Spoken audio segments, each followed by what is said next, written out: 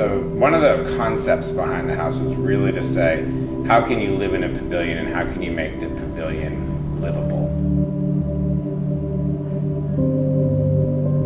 Well, there's been a long history of tropical architecture in Miami. For one, I think it relates to its direct relationship to landscape, in the fact that it's raised, it's set within the jungle, it's completely cross-ventilated, it has large overhangs, it has porches on the front and the back. The architecture directly relates to the climate.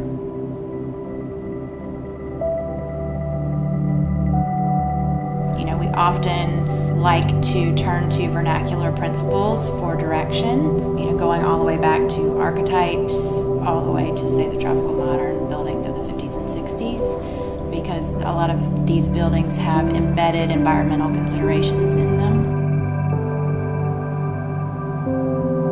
One thing that we do is we do a fair amount of travel drawing other buildings and other cities. We mine out of these places this idea of the compositions. And we find these compositions in other artwork. We find these compositions in other pieces of furniture. And this idea of composition and balance all sort of comes back together. This notion of composition and color and materiality sort of fall together. And I think that's true with this house.